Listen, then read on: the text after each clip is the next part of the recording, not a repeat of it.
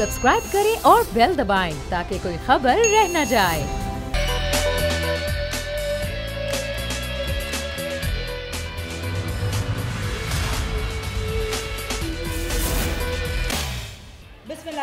अस्सलामुअलैकुम। प्रोग्राम में मैं सुमैया रिजवान आपको वेलकम कहूँगी। नाजरीन, जिस तरह बारिश आता है तो पानी आता है और ज़्यादा बारिश आता है तो ज़्यादा पानी आता है, बिल्कुल उसी तरह जब कौमी असम्बली में कानून साजों का इजलास होता है तो शोर होता है, लेकिन जब उन्हीं कानून साजों ने कानून साजी करनी हो तो ज़्यादा शोर होता है। और आज कौमी असम्बली ने एहतजाज और शोर शराबे के दौरान इंसदादी दहशतगर्दी तरमीमी बिल और सलामती कौंसिल एक्ट तरमीमी बिल 2020 मंजूर कर लिया। ये तो आज की इजलास की कार्रवाई थी, लेकिन उससे बड़ी खबर आज जो आई उस पर पहले बात मैं करना चाहूँगी। दो मुआविन खुसूसी के इस्तीफ़े एक के बाद एक आए। पहले मुआविन खुसूसी तानिया द्रूस का इस्तीफ़ा आया। उन्होंने कहा कि मेरी दोहरी शरीयत पर तनकीद की गई, इसलिए मैंने इस्तीफ़ा दिया। ये ट्वीट उन्होंने किया। थोड़ी ही देर बाद मुआविन खुसूसी बराए से ज़फ़र मिर्ज़ा का इस्तीफ़ा आया और उन्होंने भी अपने ट्वीट में ही अपने इस्तीफ़े की इत्तला दी। उन्होंने कहा कि मैं WHO जा रहा हूँ और तनकीद उन्होंने वजह बताई और उन्होंने कहा वज़ीर-ए-आज़म के स्पेशल इन्विटेशन पर मैं आया तो सब कुछ छोड़ छाड़ के और मैंने पूरी अपनी ईमानदारी से और ऑनेस्टी के साथ मैंने काम किया और ऐसे वक्त पर छोड़ के जा रहा हूँ जब कोरोना वायरस की सूरत हाल पाकिस्तान में डिक्लाइन की तरफ जा रही है। लेकिन असल वजह कुछ और है, असल कहानी ये सामने आ रही है। ज़राए कहते हैं कि इन दोनों ने इस्तीफ़ा दिया नहीं बल्कि इनसे इस्तीफ़ा लिया गया और जो वजूहात हैं वो कुछ ये हैं कि भारत के ख़िलाफ़ जो अद्वियात वाला केस था वो भी एक वजह बनी और वज़ीर-ए-आज़म ने उसके खिलाफ इंक्वायरी का हुक्म दिया। इस इंक्वायरी में ज़फ़र मिर्ज़ा और एक मुश्किल का नाम भी आया था। और जो तानिया द्रूस का मामला है, क्योंकि जहांगीर तरीन से कुछ इन्फ्लेशन और ताल्लुक़ की बात की जा रही है कि वो उनको पाकिस्तान लेकर आए थे, तो इसलिए वो वजह बनी है। क्या वाकई ये खबर सही है? इस पर ज़रा हम बात करेंगे। हमारे नुमाइंदे हमारे मौजूद हैं, शहबाज अहमद। फिर हम इस पर डिस्कशन का आगाज़ करते हैं। शहबाज, पहले भी आपने हमें यही खबर दी कि इन दोनों से इस्तीफ़ा लिया गया, तो वाकई यही वजह बनी जो मैंने बताई है? इसके पीछे और भी कुछ वजूहात थी? उसी से इस्तीफा दोनों से लिया गया है और जफर मिर्जा की वजह बिल्कुल आपने दुरुस्त बताई। 3-4 वजूहात हैं डॉक्टर जफर मिर्जा की। सबसे बड़ी वजह जो थी, वज़ीर-ए-आज़म ने कैबिनेट के इजलास में जो खिलाफ ज़ाब्ता भारत से अद्वियात मंगवाई थी और जो हर दफा यानी कि 5 से 6 बार कैबिनेट इजलास में इस समरी को डेफर किया गया था, लेकिन उस वक्त ये इंकशाफ हुआ कि ये 400 से ज्यादा अद्वियात खिलाफ ज़ाब्ता के कैबिनेट की मंजूरी गैर मंगवा ली गई है। तो जब उसके ऊपर वज़ीर-ए-आज़म इमरान खान ने इंक्वायरी का हुक्म दिया तो डॉक्टर जफर मिर्जा और एक मुशीर है वज़ीर-ए-आज़म के, जिनका नाम मामले की इंक्वायरी कर रहे थे, वज़ीर-ए-आज़म ने कैबिनेट इजलास में भी जफर मिर्जा पर बरहमी का इजहार किया था। दूसरी जो बड़ी वजह थी कि जो अद्वियात की कीमतों में अचानक से इजाफा कर दिया गया, तो उसका भी ये उसमें ज़राए बता रहे हैं कि डॉक्टर जफर मिर्जा का अपना हाथ था। तीसरी जो बड़ी वजह थी, क्योंकि 18वीं तरमीम के बाद जो सेहत है अब वो सूबों का मामला है, लेकिन वफाक के अंदर क्योंकि इस्लामाबाद में जो अस्पताल हैं वहाँ पर उनकी हालत बेहतर करने का इनको टास्क मिला था, उनके सरबराहान की तैनाती भी नहीं कर सके थे। तो ये 3-4 बड़ी वजूहात थी जो डॉक्टर जफर मिर्जा और उसके अलावा एक वजह ये भी केस में रिमार्क्स आए थे जिसमें उन्होंने कहा था कि वज़ीर-ए-आज़म कह देते हैं कि जफर मिर्जा को अहदे से हटा दें। वज़ीर-ए-आज़म इमरान खान ने भी डॉक्टर जफर मिर्जा की कारकर्दगी पर अदम इत्मीनान का इजहार किया था। तो डॉक्टर जफर मिर्जा तो बहुत पहले से चल रही थी और उनका काफी प्रेशर था। वज़ीर कह रहे हैं कि वज़ीर-ए-आज़म ने इनसे इस्तीफा लिया है। जबकि दूसरी जो की बात है, जहाँ तक तानिया द्रूस, क्योंकि एक डिजिटल पाकिस्तान फाउंडेशन बनी थी और जहांगीर तरीन उस फाउंडेशन का हिस्सा थे और उसमें कोई माली खुर्द-बुर्द का इल्जाम था इन पर, जिससे वज़ीर-ए-आज़म इमरान खान को मुतमईन नहीं कर सकी हैं। और खास तौर पर दूसरा एक वजह ये भी है क्योंकि जहांगीर इस वक्त साइड लाइन है और जहांगीर तरीन से उनका ताल्लुक था, तो उस ताल्लुक की वजह ज़रा ये बता रहे हैं कि इन्हें साइड लाइन किया गया है और दोनों मुआविनीन खुसूसी को ये पैगाम दिया गया कि बजाय इसके कि इनको इनके ओहदों से रिमूव किया जाए, ये खुद इस्तीफा दे दें। अब इसकी सबसे बड़ी जो मैं आपको रीजन बताऊं कि देखें, जैसे ही इन्होंने इस्तीफे का ऐलान किया उसके पूरी तौर पर इस्तीफे कबूल करके कैबिनेट डिवीजन से बाकायदा तौर पर नोटिफिकेशन जारी करवा दी है कि इन दोनों मुआविनीन खुसूसी के इस्तीफे जो हैं वो कबूल कर लिए गए हैं। ये मुआविनीन खुसूसी दलाइल दे रहे हैं कि तानिया द्रूस ये दलाइल दे रही है कि उनकी कैनेडियन और सिंगापुर की नेशनलिटी वजह थी और डॉक्टर जफर मिर्जा ये दलाइल दे रहे हैं कि उनके ऊपर जो SAPM के ऊपर जो केस चल रहा है ये वो वजह है। लेकिन ज़राया ने कंफर्म किया है कि ये वज़ीर-ए-आज़म की वजह से, वज़ीर-ए-आज़म ने खुद ये असल जो वजह है वो कुछ और है। बिल्कुल सही शहबाज, बहुत शुक्रिया तमाम डिटेल्स आपने दी। अब ये डिटेल्स सामने रखते हुए हम इस पर थोड़ा सा बात करेंगे। मैं तारुफ करवा देती हूँ। कराची स्टूडियो से मुझे ज्वाइन करें बोर्ड के एडिटर इन चीफ हैं और सीनियर साफ़ी भी हैं नज़ीर लगारी साहब। लगारी साहब बहुत शुक्रिया आपके वक्त का। नदीम कुरैशी साहब हमें ज्वाइन करें पाकिस्तान तहरीक इंसाफ से। नदीम साहब आपका भी बहुत शुक्रिया। और निसार चीमा साहब पाकिस्तान मुस्लिम लीग नून से आपका ताल्लुक़ है, आपके भी वक्त का बहुत शुक्रिया। लगारी साहब पहले ज़रा आपसे गुफ्तगू आगाज़ करना चाहूँगी। ये जो आज इस्तीफ़े आए एक के बाद एक, फिर जो खबर आई और जो पूरी डिटेल हमें अभी शहबाज दे रहे थे, आप इसको किस तरह ले रहे हैं? पॉजिटिवली लेना चाहिए कि पहले जब इस तरह की चीज़ें सामने आती थी कि माली खुर्द-बुर्द या फिर सही तरीके से काम ना करना तो उस पर कुछ होता नहीं था, लेकिन ये हुकूमत एक पॉजिटिव कम अज़ कम काम कर रही है कि ऐसे लोगों को हटा रही है जो अपना काम ठीक से नहीं कर पा रहे। ये बहुत ही मामूली इक़दामात हैं और इस दर्जे के लोग नहीं हैं कि इनके हटाने से फ़र्क पड़ेगा। एक मुशीर का नाम छुपा लिया गया और बताया तक नहीं गया, और एक मुआविन ख़ुसूसी से इस्तीफ़ा ले लिया गया जो बेनिफिशरी थे, जिनने सबसे ज़्यादा इससे फ़ायदा उठाया और जिन्होंने बाकायदा ये इंडिया से अद्वियात मंगवाने के सारे प्रोजेक्ट की खुद निगरानी की। वो तो अपने घर में बैठे हैं, अपने दफ्तर में बैठे हैं। वो अब भी मुल्क पर हुक्मरानी उन्हीं की चल रही है, धंधा भी उन्हीं का चल रहा है, कारोबार भी उन्हीं का चल रहा है, सेठ भी वही हैं और उन सेठ के पास किसी दौलत की फरावानी है, पाकिस्तान के चंद बड़े ख़ानदानों में है। और आज से 50-55 साल पहले भी 22 ख़ानदानों में वो शामिल थे और आज भी 22 ख़ानदानों में 22 ख़ानदान क्या जो दौलत है वो सुकड़ कर और कम लोगों में पहुँच गई है। पाकिस्तान के लोग तो उनका कोई पुरसाने हाल नहीं है, उनकी तरफ नहीं जाएंगे।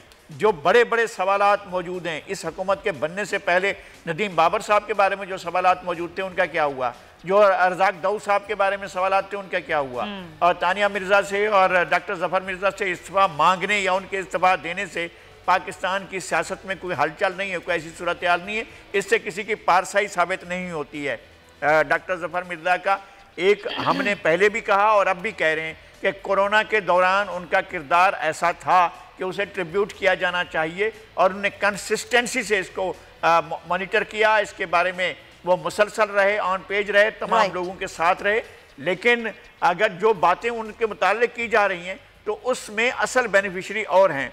और डॉक्टर तानिया अगर जहांगीर तरीन की कुर्बत की वजह से उनको इस्तीफ़ा देना पड़ा है तो फिर जहांगीर तरीन को तो आपने खुद अपने हाथों से रवाना किया और चीनी के बादशाह को आपने सेफ एग्जिट दिया और वो चले गए थे। मतलब ये तो कोई बात ही ना हुई कि आपके असल गुस्सा कहीं और निकले कहीं और। यानी कि वो जो छोटे लोगों की कुर्बानी दी जाती है, आप ये कह रहे हैं कि वो दी गई असल लोग जो हैं उनके खिलाफ तो कोई कार्रवाई नहीं होती है, जो जाहिर सी बात है जो फ़ायदा उठा रहे हैं और जो असल जो बैठे हुए हैं। बिल्कुल सही पॉइंट। लेकिन नदीम कुरैशी साहब ये बात तो सही है, चाहे पेट्रोल बहरान हो, चीनी बहरान हो, उसकी कमीशन बने, रिपोर्ट आए, लेकिन जो असल लोग जिन्होंने फ़ायदा उठाया उनसे तो कभी इस्तीफ़ा लेने की या उनको ये मजबूर करने की वो इस्तीफ़ा दे दें बात नहीं की जाती। लेकिन ऐसे लोग जो कि काबिल लोग हैं, जिन्होंने दुनिया में अपना नाम बनाया, जो कर रहे थे काम अच्छा, उनसे इस्तीफ़ा लेके क्या मिलेगा हुकूमत को? बिस्मिल्लाहिर्रहमानिर्रहीम। देखिए मैं अर्ज करूँ, एक तो हम इस बात को समझने से कासिर हैं कि हर स्टेप पर उसका इतना ज्यादा पोस्टमार्टम किया जाता है कि जो बड़ी सिंपल चीजें होती हैं उनके हवाले से कयास सरियां करके चीजों को कॉम्प्लिकेशन करने का बेनिफिट क्या है। डॉक्टर ज़फ़र मिर्ज़ा साहब और दूसरी जो मोहतरमा है, इन्होंने जो काम किया वो पूरी कौम के सामने है। और पिछले 15 दिन से ड्यूल नेशनलिटी पे जिस तरह से एक नेशनल डिबेट का सिलसिला जारी है, नेशनल असेंबली में भी और दीगर जगहों पर भी, तो मैं समझता हूँ पाकिस्तान तहरीक इंसाफ को यह क्रेडिट जाएगा कि जब भी कोई चीज इस तरह की सिर्फ तानिया साहिबा तो दोहरी शहरियत वाले मामले में नहीं है ना, यहाँ तो लिस्ट है लंबी, बहुत सारे लोगों के पास दोहरी शहरियत है, बहुत सारे लोग इनकार कर रहे हैं, कोई हल्फनामा जमा करवाने की बात कर रहा है, तो उनसे इस्तीफा क्यों नहीं मांगा जाता या वो लोग इस्तीफा क्यों नहीं देते? देखिए मैं समझता हूँ, मैं अभी कोई वेल इन्फॉर्म नहीं हूँ इस्तीफों के हवाले से। अच्छा। मैं चूंकि जनता न्यूज मैटर को मैं इस पर ज्यादा कमेंट नहीं करना चाहूंगा, लेकिन मैं ये जरूर समझता हूँ कि पाकिस्तान तहरीक इंसाफ की गवर्नमेंट जहां ये देखती है कि चीजों को बेहतर होना चाहिए तो वहां वो अपने जो स्टेप्स लेती है उसके को दाएं बाएं से इशारे नहीं होते। जैसे जहांगीर तरीन साहब का इशू अभी उठाया, मुझे नज़ीर लगारी साहब का बड़ा एहतराम है, ये हमेशा से चीजों को अपने बड़े खूबसूरत अंदाज में देखते भी हैं, उसका इजहार भी करते हैं, लेकिन मैं इस बात को जहांगीर तरीन साहब के साथ जोड़ने को मुनासिब नहीं समझता। और ना मैं ये समझता हूँ कि इमरान खान साहब किसी भी शख्स को ये अलाउ करेंगे कि वो गवर्नमेंट के किसी बड़े ओहदे पर बैठकर किसी भी तरह से पाकिस्तान की साख को, पाकिस्तान की मईशत को, पाकिस्तान के मामलात को नुकसान पहुंचाए। अच्छा। बहुत सारी एग्जाम्पल हुई कि नैब के हवाले से अगर पाकिस्तान तहरीक इंसाफ की गवर्नमेंट को यह एहसास है कि कभी ऐसा अभी जो माफिया थे जिनकी वज़ीर-ए-आज़म बात करते रहे, पेट्रोल बहरान पैदा हुआ, रातों रात कीमतें बढ़ी, वो फायदा किसकी जेबों में गया? वो लोग जो वहां बैठे हुए हैं, क्या उनसे किसी ने पूछा कि भाई ये किसने पेट्रोल बहरान पैदा किया था और कीमतें कैसे रातों रात बढ़ गई? पूछा किसी ने? लेकिन सुमैया आप देख रही हैं कि पाकिस्तान तहरीक इंसाफ की पहली गवर्नमेंट है कि गवर्नमेंट में रहते हुए लोगों के हवाले से जब भी कोई चीज सामने आई, यहां तो ये होता रहा कि हुकूमतों के जाने के बाद चीजें सामने आती थी। कोई भी चीज अगर लोगों ने ऑब्जेक्शन किया, उस शख्स को ना सिर्फ पूछा गया, कमीशंस बने, रिपोर्ट्स के ऊपर आप देख ले कितने लोगों को ओहदों से अलहदा होना पड़ा। पंजाब में आप देख ले, मेरा ताल्लुक पंजाब से है, कि हमारे सिटिंग मिनिस्टर्स के खिलाफ जब नैब के हवाले से सिर्फ इंक्वायरी सामने आई, उन्होंने ना सिर्फ रेजिग्नेशन किया। चले मैं आती हूँ, पंजाब पे भी आऊंगी, बुज़दार साहब की बात नहीं होगी तो कैसे आगे बात बढ़ेगी? मैं आऊंगी, पूछूंगी ना कितने लोगों के, 3 लोगों को ज़ाहिर एतमाद भी हासिल है वज़ीर आज़म का, वो सबके सामने हैं चीज़ें। मुझे फैसल करीम कुंडी साहब पाकिस्तान पीपल्स पार्टी से ज्वाइन कर रहे हैं, लेकिन फैसल साहब आपको बहुत शुक्रिया, आपके पास आने से पहले निसार चीमा साहब से ज़रा मौक़िफ़ उनका मैं ले लूँ। निसार साहब, वैसे तो ज़ाहिर बड़े मामलात हैं दरपेश, अभी तो दमादम मस्त कलंदर करने के मूड में है ईद के बाद ऑपोजिशन, लेकिन उससे पहले ऑपोजिशन इन इस्तीफ़ों को किस तरह से देख रही है, ये जो आए हैं अभी सामने?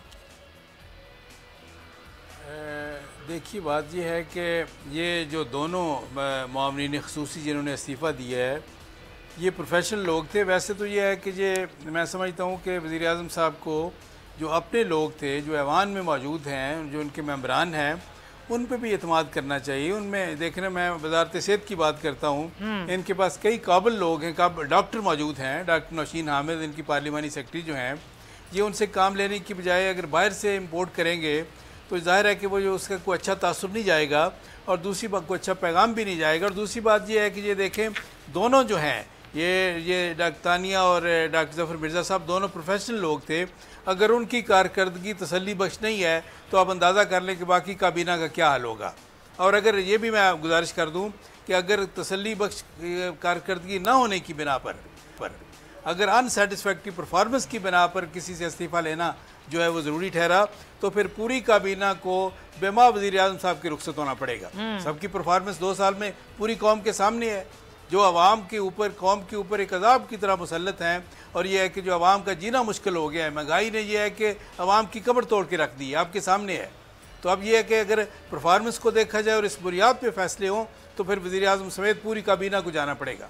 अच्छा चलें ठीक है, वो भेजें कैसे, जरा मैं पूछूंगी वो आप लोग कैसे भेजेंगे, मैं पूछूंगी आपसे, वो आती हूँ मैं उस टॉपिक। फैसल साहब का टेक ले लूँ। फैसल साहब, आप लोग किस तरह देख रहे हैं कि अभी जो बड़े लोग थे उनसे तो इस्तीफे नहीं मांगे गए या उन्होंने नहीं दिए, अगर ये काबिल लोग जो काम कर भी रहे थे और उनके बारे में बातें आई और उन्होंने इस्तीफे दिए, तो क्या ठीक दिए? कैसे देख रहे हैं आप लोग? बिस्मिल्लाहिर्रहमानिर्रहीम। देखें, आज वो मोमिन खुशी वज़ीर साहब के उन्होंने भी किया और वज़ीर आज़म साहब में नहीं था, क्या ये जो आज हैं फैसल साहब, आपकी आवाज़ सही से नहीं आ रही है, मैं आती हूँ आपकी जानिब, लेकिन ज़ाहिर ज़रा कुछ नैब कवानीन पे पहले बात कर लेते हैं कि भाई ये डेडलॉक का शिकार क्यों हुआ मामला। वो 35 नुकात क्या थे जो अपोजिशन ने दिए, जिन पर कोई बात नहीं बनी, अपोजिशन अपनी बात पर डट गई और हुकूमत अपनी बात पर डट गई, और अब ये मामला APC की तरफ चला गया है कि अब APC डिसाइड करेगी। और जो आज कौमी असम्बली में हुआ वो तो हमने आपको दिखाया, तो अब ये डेडलॉक है किस बात पर, तो आपको ज़रा बता देती हूँ। कौमी एहतसाब ब्यूरो के कानून में मुजव्वज़ा तरमीम के मामले पर हुकूमत और अपोजिशन में डेडलॉक पैदा हुआ। डेडलॉक की वजह नैब कवानीन में अपोजिशन की तजावीज़ बनी। हुकूमत ने नैब कवानीन के हवाले से अपोजिशन की तजावीज़ को मुस्तरद कर दिया, जिसके रद्दअमल में गुज़िश्ता रोज़ अपोजिशन पार्लिमानी कमेटी बराए कानून साजी से वॉकआउट कर गई। अपोजिशन की मुजव्वज़ा तरमीम के मुताबिक चेयरमैन नैब की मुद्दत मुलाजमत 3 साल और नाकाबिल तौसी होगी, जबकि चेयरमैन नैब को मुलजिम की गिरफ्तारी का इख्तियार भी नहीं होगा। मुजव्वज़ा तरमीम में कहा गया कि नैब कानून के तहत अवामी ओहदेदार की नाअहली 10 साल के बजाय 5 साल तक की जाए, जबकि अवामी ओहदेदार सज़ा के बाद अपील के फैसले तक ओहदे पर बरकरार रहेगा। अपोजिशन की तरमीम में ज़राए आमदन से मुताबिकत ना रखने की शिक ख़त्म करने की तजवीज़ शामिल की गई, जिसके मुताबिक 1 अरब रुपए से कम करप्शन पर नैब कानून का इतलाक नहीं होगा। अपोजिशन की तजवीज़ थी कि टैक्स ड्यूटियों और महसूलात के मामलात नैब के दायरा कार में नहीं आएंगे। नॉन फाइलर शौहर या बीवी, 18 साल से कम उम्र बच्चे ज़ेरे कफालत तस्वर होंगे। अपोजिशन ने तरमीम दी कि प्ली बार्गिन करने पर भी नाअहली 5 साल होगी, जबकि नैब किसी गुमनाम शिकायत पर कार्रवाई नहीं करेगा। नैब किसी इश्तिहारी के खिलाफ गैर मौजूदगी में कार्रवाई नहीं करेगा। अपोजिशन ने तजवीज़ में कहा कि आमदन से ज़ायद असासे जात के अल्फाज को हदफ किया जाएगा। असासे की मालियत का तयन उसकी ख़रीदारी के वक्त से होगा। नैब इंक्वायरी को 6 माह में मुकम्मल करेगा और अदालत 30 दिन के बजाय 6 माह में फैसला करेगी। अपोजिशन की मुजवज़ा तरमीम के मुताबिक चेयरमैन नैब सालाना रिपोर्ट पार्लियामेंट को पेश करेंगे और नैब कानून का इतलाक 16 नवंबर 1999 से किया जाए। अपोजिशन की तजवीज़ पर हुकूमत का कहना है कि नैब कानून से मुतालिक अपोजिशन के 35 नुकात मंजूर तो दूर, उन पर बात भी नहीं हो सकती।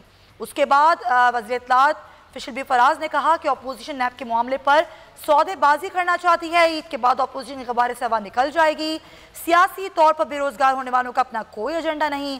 ऐसा नहीं हो सकता कि हुकूमत इन्हें NRO दे और ऐसा नहीं हो सकता कि मुजरमान को जेलों में बंद ना करें। तो ये कल बात हुई और आज जो बात हुई और जो मुराद सईद साहब ने बात की, उन्होंने कहा ये NRO प्लस चाहते हैं, जो कि हम कभी नहीं देंगे। ये चाहते हैं एहतसाब ना हो, लेकिन हम ऐसा नहीं होने देंगे। फैसल साहब, क्यों आप लोग इस तरह के नुकात लेकर आए जिस पर डेडलॉक पैदा हुआ फैक्टर्स पर बात की गई, जिस पर आप लोग नैब खाने में तरमीम ले आए? क्या वाकई अपोजिशन ऐसा ही चाहती है कि ख़त्म हो जाए ये नैब का इदारा और कोई एहतसाब ना हो, किसी के खिलाफ भी एहतसाब ना हो? बिस्मिल्लाहिर्रहमानिर्रहीम। देखिए, इसमें कोई सदाकत नहीं है। कल शाह कुरैशी साहब खड़े होके उन्होंने जो है वो एक बयानिया शुरू कर दिया कि अपोजिशन की जमातें ये चाहती हैं। पहली बात तो ये है कि अपोजिशन ने कभी इनसे बात करने की ख्वाहिश जाहिर नहीं की। हुकूमत ने एक कमेटी बनाई, हुकूमत चाहती थी कि कुछ बिल्स हैं उसके ऊपर अपोजिशन के साथ बातचीत हो, तो हुकूमत की कमेटी थी और साथ में अपोजिशन ने भी एक कमेटी बनाई जिसमें हम गए।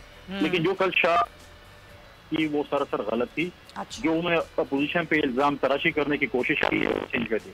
देखिए, अपोजिशन कभी भी नैब से नहीं घबराई। अगर आपने 11 साल आसिफ जरदारी साहब को जेल में रखा, 22 बरी हुए, आपने अभी भी 2 साल रखा, अपना साल डेढ़ रखा, फरियाल तारपुर को रखा, अपोजिशन के बाकी रहनुमाओं को रखा। आज भी आप देखें सईद खुर्शीद शाह साहब बगैर किसी रेफरेंस के अंदर हैं। उन पे क्या इल्जाम हैं? सिर्फ इल्जाम के अभी तक उन्होंने रेफरेंस दायर नहीं किया उनके खिलाफ और 10 महीने हो गए कि वो अंदर हैं। अब रोजाना की राग हुकूमत की ये चल रही है कि जी हमसे ये NRO मांग रहे हैं, हमसे ये NRO मांग रहे हैं, हमसे ये कर रहे हैं। देखें, आज जो उनके 2 वजीर गए हैं उनके NRO नहीं दे रहे वज़ीर आज़म साहब। और उनकी IT के जो एडवाइजर हैं उन्होंने एक कंपनी रजिस्टर कराई है, उसके अंदर उन्होंने कुछ पैसे ट्रांसफर भी कर लिए, बाकी भी करना चाहते थे। अब बता रही हैं कि जी मैं तो जो है नहीं, ऑपोजिशन क्या मांग रही है NRO? ये जो बात की जा रही है ना बार बार कि NRO मांग रहे हैं, NRO प्लस चाहते हैं, कौन मांग रहा है NRO और कैसे दे सकती है हुकूमत? पहली बात तो यह है कि मुराद सईद साहब में अगर थोड़ी बहुत भी जुर्रत है और गैरत है जो कि मुझे नजर नहीं आती, तो वो बता देना हम किसने मांगे इनसे NRO, कौन इनके पास गए हैं, किस किस्म के NRO इनसे मांगा है, ये तो पहले बता देना। बहुत सी बातें इन्होंने बता दी किसने मांग। तो हमने तो देखे नैब तो इनके साथ मिली हुई है। नैब तो पॉलिटिकल विक्टिमाइजेशन की इस्तेमाल होती है। मैं अभी आपको बताऊं, अगर ये PTI की हुकूमत इतनी अच्छी है तो ये BRT केस में सुप्रीम कोर्ट में स्टे क्यों लिया हुआ इन्होंने? हम इनके खिलाफ गए हैं, मालूम जवाब पे क्यों स्टे लिया हुआ है? अपने इनके जो फॉर्म छुप रहे हैं। फिर आप जाए पेशावर ब्यूटिफिकेशन की, स्वाद ब्यूटिफिकेशन की, अभी रिसेंटली इन्होंने स्वाद की जो वो एक्सप्रेस से बना रहे हैं उसमें जो करप्शन हुई है, जो बिलियन ट्रीज में हुई है, सब में हम इनके खिलाफ गए हुए हैं। और ये जो है अब नैब के चेयरमैन जो है, क्योंकि वो मजबूर हैं, वो इनके साथ मिले हुए हैं, अगर वो कुछ करते हैं तो फिर उस नैब के चेयरमैन साहब की भी बहुत सी चीजें हुकूमत के पास हैं तो वो सामने आ जाएंगी। तो क्या नैब के चेयरमैन को नजर नहीं आता कि KPK में जो 7 साल इनकी हुकूमत रही है? मैं नहीं कह रहा हूँ, सुप्रीम कोर्ट ने कहा है, कल हाई कोर्ट ने कहा है, पेशावर हाई कोर्ट ने, कि हमारे जो हेल्थ डिपार्टमेंट है उसका सदस्य है इमरान खान के रिश्तेदार नौशनवाज बरकी जो अमेरिका से स्काइप पे हेल्थ डिपार्टमेंट को चलाता है, तो इन्होंने तो पूरे पाकिस्तान का सत्यानाश 7 साल बताएं। एक सवाल मेरा है और इस सवाल का मुझे जवाब अभी तक नहीं मिला, और मैं हर वक्त ये करता हूँ कि मुझे पीटीआई के दोस्त बताएं कि पंजाब में और केपीके में एक अस्पताल बता दें। लेकिन देखें, जो बात आप कर रहे हैं ना, जिन केसेस की आपने बात की ना फैसल साहब, अगर ये तजावीज आप लोग लेकर आए हैं तो उसके बाद तो फिर आप लोग का भी हक खत्म हो जाएगा ना कि आप इन केसेस पे बात करें। किडनी के जो है वो फ्री इलाज होते हैं। ठीक है, तो ये बता दें कि पंजाब और केपीके में एक अस्पताल। अच्छा मैं आऊंगी, वो सवाल जो मैंने अभी आपसे किया है ना, मैं दोबारा आपसे करूंगी, लेकिन जरा मैं इस पर लगारी साहब का मौक़िफ़ ले लूँ। लगारी साहब, 6 अगस्त तक ये मामला तो हल करना है और फंस गई है हुकूमत, और अपोजिशन जो है वो बिल्कुल भी अब नहीं बात करने पर तैयार। तो आपको लग रहा है कि हुकूमत कोई बात कर पाएगी, कुछ हो पाएगा, या फिर फंस गई है हुकूमत? एक तो ये कि अगर हुकूमत ने ये समझ रखा है कि उनका इक़्तिदार दायमी है और उन्होंने पाकिस्तान पर हमेशा राज करना है, तो ये उनकी भूल है। मैंने नहीं देखा है कि कभी पाकिस्तान के अंदर किंग्स पार्टियों की हुकूमत को दवाम हासिल हुआ हो। ये रिपब्लिकन थी, वो 1.5 साल भी नहीं चली थी, और उसके अंदर जो लोग आते रहे थे वो चले जाते रहे थे। कन्वेंशन लीग बनी, कन्वेंशन लीग ने मादर मिल्लत को इलेक्शन में हराया, और उसके बाद जो उसका हशर हुआ है कि पाकिस्तान में गली गली में अयूब खान को लोग घसीटते फिर रहे थे, और क्या क्या चीज़ों के नाम अयूब खान पर रखे जा रहे थे। फिर उसके बाद और एक बनी थी किंग्स पार्टी, जो हमारे मेहरबानों की थी, हमारे दोस्त अहबाब की थी, वो काफ लीग वाले थे। उसके साथ क्या हुआ, हमारे जो जमाली बादशाह थे, हमारे जनाब वज़ीर आज़म जमाली साहब, उनका क्या बना? वो कितने दिन, ज़फ़रुल्लाह खान जमाली कितने दिन रह पाए, और फिर वो कितने दिन और रह पाए थे जनाब जो शौकत अजीज़ साहब थे, और उनके तमाम हिसाबात बड़ी। और अब ये जो किंग्स पार्टी है, इसकी भी उम्र दराज नहीं है। ये ठीक है, निकाल जाएंगे, ये 4-5 साल निकालेंगे, लेकिन इनका अमालनामा जो है। लगाई साहब, मैं आके बात करूंगी, ब्रेक में ले बात करूंगी कि जमहूरियत को खतरा पैदा करने वाले लोग असल में क्या खुद जमहूरियत के जो अलंबरदार हैं वही हैं? जब इस तरह की बातें की जाती हैं तो फिर कैसे आप कह सकते हैं कि जमहूरियत को इससे खतरा है या उससे खतरा है? इस पर हम मजीद भी बात करेंगे इस ब्रेक के बाद। स्टे विद अस।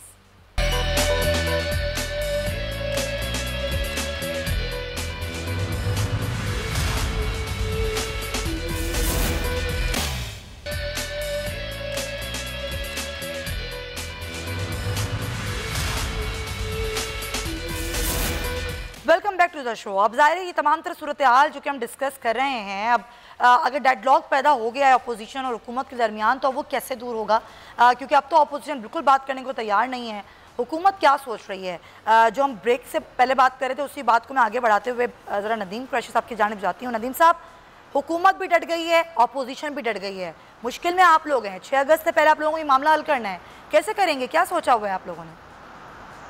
सुनिए, पहले मैं आपकी बात से पहले तो लगारी साहब के लिए एक अर्ज करना चाहूंगा। लगारी साहब ने बिल्कुल ठीक कहा कि दायित्व हुकूमत किसी की नहीं होती, और इन्होंने किंग्स पार्टी के हवाले से जो माजी का फातिमा जिन्ना साहबा से लेकर और काफ लीग तक जो बात हिस्ट्री बताई, बतौर हिस्ट्री के एक स्टूडेंट के मेरा तो तजर्बा लगारी साहब जितना नहीं है, ये हमारे तो उस्ताद भी और सीनियर भी है, हम सीखते हैं इनसे। लेकिन मुझे तो नहीं बतौर एक पॉलिटिकल वर्कर के आज तक समझ आया कि पाकिस्तान में जिस कॉन्टेक्स्ट में, जिस राजों में इन्होंने कहा किंग्स पार्टी के अलावा भी किसी को पुरानी रही है पाकिस्तान में, जिस किंग्स पार्टी को ये कहते हैं, क्या जिन लोगों के हवाले से इनका रन घोषा है, क्या वो किसी बाकायदा डेमोक्रेटिक प्रोसेस से आए?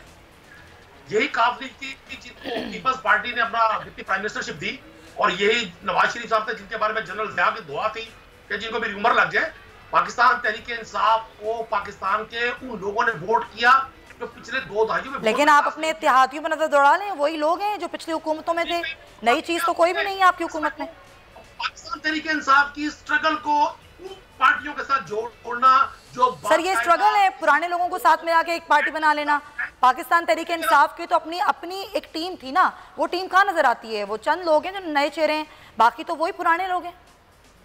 देखिए मैम, ये पार्टियों में जब डिसीजन मेकिंग पोजीशन में पार्टियां जाती हैं तो इस तरह की प्लेसमेंट होती रहती है। जितने भी लोग हैं सारे पाकिस्तान से ताल्लुक रखते हैं। अच्छा, अब मैं आपके सवाल का जवाब अर्ज करूं। आप देखें, जो चीज हम कहते थे आज वो कौम के सामने कैसे अल्लाह ताला ने एक निजाम कुदरत है, इसे मकाफात अमल कहते हैं, कि किस तरह अपोजिशन के 35 रकात जो वो नैब ऑर्डिनेंस में तरमीम के लिए उन्होंने पेश किए, क्या चीज एक्सपोज हुई।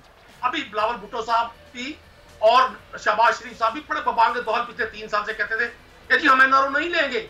ये वाकई एनआरओ प्लस डिमांड करने की है और ये चाहते हैं कि पाकिस्तान की आईन, पाकिस्तान की पार्लियामेंट। किससे मांग रहे हैं एनआरओ? किसने मांगा है एनआरओ? नाम बता देना और आप लोग दे कैसे सकते हैं एनआरओ? नहीं, ये जो डिमांड की है, जो 35 नकात है, आप किसी एक नुक्ते को पढ़ लें, इसका मतलब है पाकिस्तान में अब जो लोग हुकूमती ओहदों पर बैठकर पाकिस्तान के वसाइल को लूटेंगे, उन्हें आईने पाकिस्तान लेजिटिमाइज कर देगा। मतलब इनकी डिमांड्स को अगर अच्छा, वो तो सब कुछ मैंने पढ़ दिया ना, मुझे बताएं मुश्किल में तो आप लोग फंस गए ना, आप कैसे मुश्किल से निकलेंगे? हुकूमत में हैं आप लोग, ऑपोजिशन में नहीं है, 2/3 अक्सरियत भी आपके पास नहीं है। हमें जो सबसे बड़ा चैलेंज है वो बिल्कुल मानने वाली बात है, वो पाकिस्तान में बढ़ती महंगाई और आम आदमी की दिक्कत है। इसके अलावा ये जो पॉलिटिकल पार्टियां यहाँ मौजूद हैं, हम तो बताते थे कौम को कि ये खोटे सिक्के के 2 रुख हैं। ये जब कहते थे, अभी बिलावल साहब का बयान चल रहा है सोशल मीडिया पे, आपने मीडिया ने चलाया, मैं इनका फोन भी नहीं सुनूंगा। कल आपने देखा कि जब बिलावल भुट्टो साहब ने इनकलाब के लिए शहबाज शरीफ साहब को ये फरमाया कि जी इनकलाबी काफिले को लीड ये करेंगे, मियां शहबाज साहब ने कैसे जान छुड़वाई अपनी और कहा जी ये नौजवान कांधे जिनके बारे में जिनकी वालिदा को और वालिद को। सर छोड़ देना, जो भी लीड करेगा इसको छोड़ दें। आप क्या करेंगे आप ये बताएं, वो जो करेंगे उनको करने दें।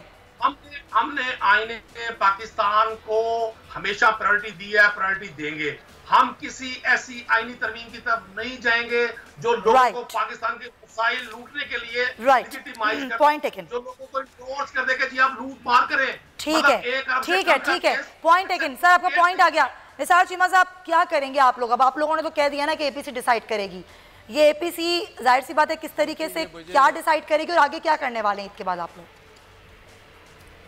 देखिए समिया, मुझे ये पंजाब हुकूमत के तर्जुमान जो हैं इनकी बातें समझ में नहीं आई, लेकिन ये है कि ये मेरी सिर्फ बात नहीं है, इनकी बातें हैं, पीटी गवर्नमेंट की बातें पूरी कौम की समझ में नहीं आती ना। अब ये है कि कौम इनकी बेबुनियाद बातें सुनना चाहती है ना, ये है कि झूठे इल्ज़ामात, झूठे दावे, झूठे वादों में कोई एतबार है, कोई इंटेग्रिटी, कोई क्रेडिबिलिटी नहीं है। बात ये है कि अब तो कौम ये है कि इनसे निजात ही चाहती है। आज देखें जो कुछ इन्होंने ऐवान में किया, कल ये शाह महमूद कुरैशी साहब ने जिस तरह ये है कि जो तकरीर की और जिस तरह उन्होंने पार्लिमानी रवायात का मजाक उड़ाया, उसकी धज्जियाँ उड़ा दी उन्होंने। देखें स्पीकर साहब के पास उनके घर पे एक इजलास हुआ और उसमें यह है कि चीज़ें कुछ ये है कि डिस्कस हुई और उन्होंने आके इल्ज़ाम जो है बिला वजह, बग़ैर किसी सबूत के, बग़ैर किसी बुनियाद के सारा इल्ज़ाम अपोजिशन पे लगा दिया। अपोजिशन ने आज कहा, ख्वाजा आसिफ साहब ने कहा कि जिस तरह के चाहें आप नैब कवानीन बनाएं, इसे सख्त बना लें, लेकिन यह है कि हमारा मकसद क्या था कि इन कवानीन को यह है कि पॉलिटिकल विक्टिमाइजेशन के लिए इस्तेमाल ना किया जा सके। लेकिन ये है कि ये इन्होंने पूरे 2 साल हमने देखा है, नून लीग ने कभी नहीं इस्तेमाल किया, पीपल्स पार्टी के खिलाफ बयानात आप लोगों के ऑन रिकॉर्ड मौजूद हैं, आप लोगों ने कभी नहीं किया ये सब कुछ। एहतसाब के नाम पे समिया, एहतसाब के नाम पे बदतरीन इंतकाम की मिसालें हमने देखी, आपके सामने है। एनआरओ की जो बात ये कर रहे थे, माजी में भी ना, एक गुजारिश सुन लें एनआरओ, देखे मेरी गुजारिश सुन लें, माजी में अगर ये किसी ने किया है तो गलत किया है, अगर हमने भी किया तो गलत किया, अब तो अपनी गलती मानते हैं। देखें बात ये है कि एनआरओ इन्होंने जो दिया है, एनआरओ हम कई बार कह चुके हैं कि एनआरओ ये देने की पोजीशन में नहीं है। ये पोजीशन में थे, किसको एनआरओ दिया इन्होंने? अच्छा एक सवाल का जवाब दे दें फिर मुझे आगे बढ़ना है। ये हुकूमत गिराएंगे कैसे? अच्छा समिया, अब ये हुकूमत जाएगी कैसे? ठीक है, ये कैसे जाएगी हुकूमत, कैसे घर भेजेंगे इसको, क्या फॉर्मूला है?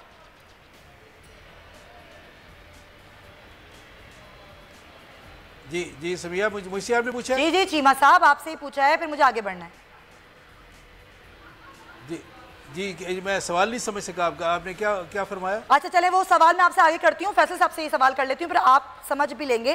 फैसल साहब, ये हुकूमत को घर भेजने की कल बातें की गई, कैसे भेजेंगे, क्या फॉर्मूला है, क्या सोचा है अपोजिशन ने, क्या वाकई कुछ होगा, धरना, एहतजाज, क्या करेंगे?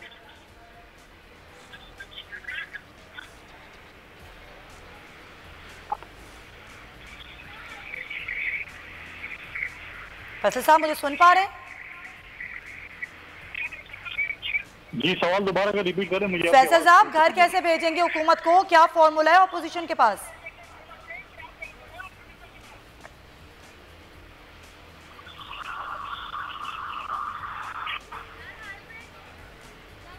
गालिबान मेरी आ रही है फैसल साहब को। मैं चीमा साहब आपको मेरी आवाज आ रही है? निसार चीमा साहब जी, सवाल समझ गए आप मेरा? आपकी आवाज में समझ जी मैं सुन रहा हूँ। देखिए बात ये है कि हमारे पास फार्मूला ये है कि अब पूरी कौम के हम नवा हैं। इस अजाब से निजात दिलाने के लिए हम हर जमहूरी तरीका इस्तेमाल करेंगे।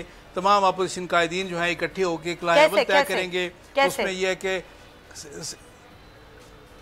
देखें, स्ट्रेटजी में इख्तलाफ हो सकता है, टारगेट में कोई इख्तलाफ नहीं है। मंजिल क्या है कि ये इस हुकूमत पे जो अजाब की तरह मुसल्लत है, इससे निजात हासिल करनी है और हमने उसके लिए हर जमहूरी तरीका इस्तेमाल करना है। सर कैसे, क्या जमहूरी तरीका जी? उसके लिए देखें, बात यह है कि हम ऐवान के अंदर भी बाहर भी अवाम देखें। अवाम तो यह है कि झोलियाँ उठा के उनकी रुखसती की दुआएं कर रहे हैं। अब यह है कि मैं आपको यकीन दिलाता हूँ कि इंशाल्लाह इनके दिन अब करीब हैं इनकी रुखसती के, और यह है कि अब पूरी कौम हमारे साथ होगी। जब यह है कि क़यादत निकाल दी तो अब आप देखेंगे खैबर से लेकर ये है कि ये कराची तक क्या ये कि अवाम का ये ठाठे मारता हुआ समंदर होगा। चले फैसल साहब मुझे ज्वाइन कर चुके हैं। फैसल साहब, किस तरीके से होगा? आप लोग तो हमेशा यही कहते रहे नून लीग मिलती तो है लेकिन फिर धोखा दे जाती है।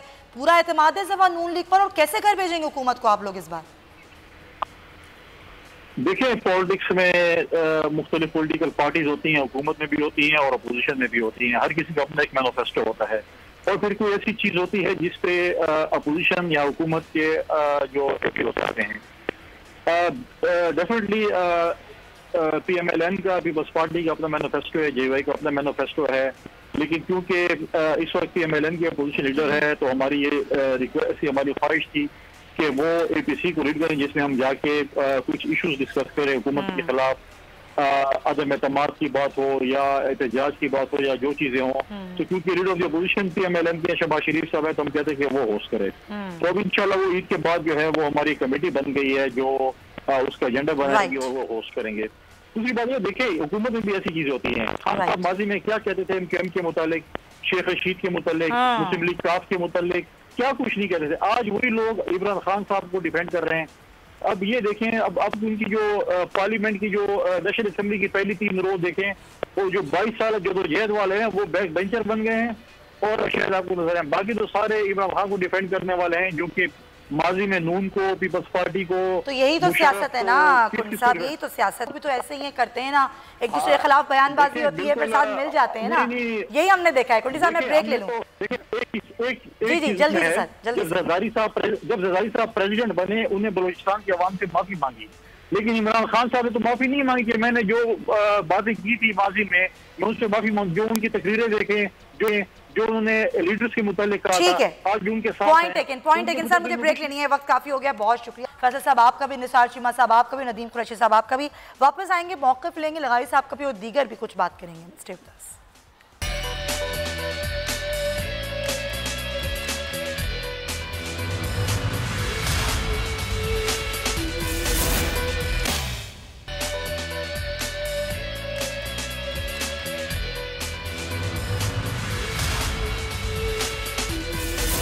कुछ वक्त की भी कमी है तो मैं चाहूँगी मौक़िफ़ मैं लगारी साहब को ज़रूर ले लूँ। लगारी साहब, जो गुफ्तगू अभी हो रही थी और ये APC और उसके बाद की जो बातें हो रही हैं, आपको लगता है अपोजिशन इस वक्त इतनी तगड़ी है? लेवल प्लेइंग फील्ड तो मिली हुई है लेकिन कुछ कर पाएगी अपोजिशन? बात यह है कि इश्यूज़ क्या हैं। अगर इश्यूज़ पर जाएंगे तो बात हो सकेगी, लोग उठेंगे।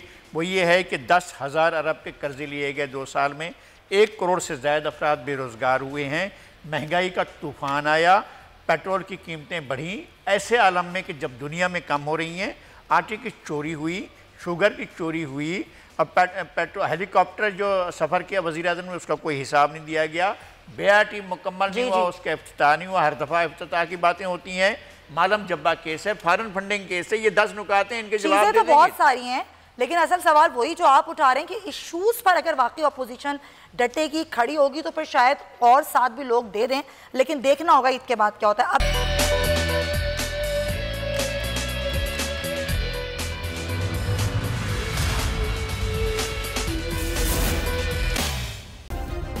सब्सक्राइब करें और बेल दबाएं ताकि कोई खबर रह न जाए।